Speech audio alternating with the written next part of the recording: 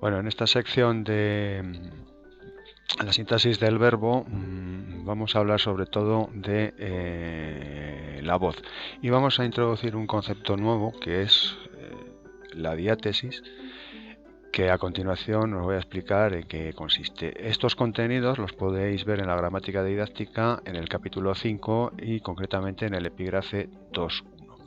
Bien, quería hablaros primeramente de lo que es la diátesis, porque la diátesis es una cuestión relacionada con el léxico. Es una cuestión puramente semántica. La diátesis es la relación de significado que se establece entre el sujeto y el resto de la predicación, especialmente el verbo. Bien, esta relación de significado puede tener una triple vertiente.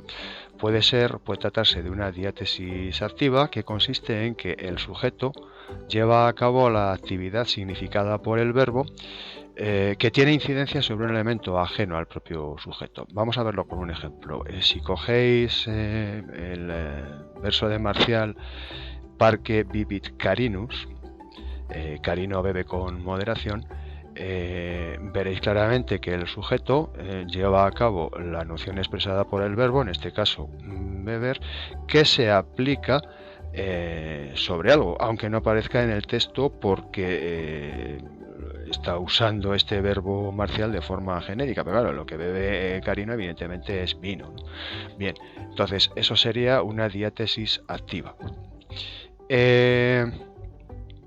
Lo contrario, o la inversa de esta diátesis activa, es la diátesis pasiva. Sucede justo al revés. En este caso, el sujeto se ve afectado por el evento referido por el significado del verbo, que es causado por un elemento ajeno al propio sujeto. Vamos a ver justamente un ejemplo que puede interpretarse de dos maneras. Fijaros en sole utitur carinus.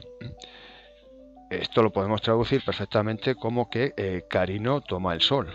Si deducís que Carino es el que lleva a cabo o el que decide la acción de tomar el sol, estamos ante una diátesis activa. La acción de tomar algo, viene aplicada sobre un elemento externo que es el sol. Pero podéis interpretarlo también de otra manera. Es que Carino se expone al sol, recibe, digamos, los rayos del sol para ponerse moreno.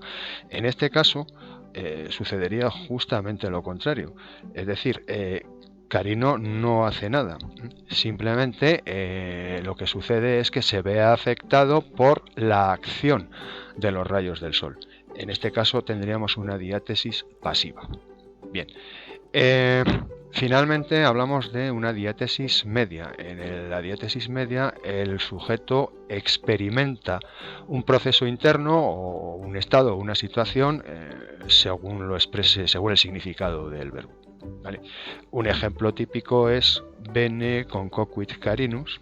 Carino hace bien la digestión. Donde no hay, digamos, ninguna intervención de ningún elemento externo a Carino. Esto sería una diátesis media. Entonces, una vez que hemos visto la diátesis, ¿qué es la voz? Bien, pues la voz es la forma gramatical que adopta la diátesis. Hemos visto que el latín tiene marcas, es decir, desinencias y morfemas de voz activa y de voz medio pasiva. Cabría esperar que las marcas de voz activa se correspondiesen con verbos de diátesis activa y las de voz pasiva con la diátesis medio pasiva. Pero tal correspondencia no existe, ya que hay verbos con marcas activas y diátesis pasiva o media. Ved los ejemplos del verbo temer, metuo, metuere, metui, o incluso del verbo sum, sume, se fui, ser o estar, que tienen marcas de voz activa, pero tienen clarísimamente una diátesis pasiva o incluso media. Además, hay verbos con marcas pasivas y sin embargo tienen diátesis activa. Pensad en muchos de los deponentes. El verbo proficiscor, proficisci, profectus sunt significa marchar e implica una clara diátesis activa. Sin embargo, y esto es lo más destacable, en aquellos verbos que admiten la oposición entre los dos tipos de marcas, marcas de activa y pasiva, es decir, que decimos que tienen juego de voz, es donde tiene lugar una oposición de diátesis.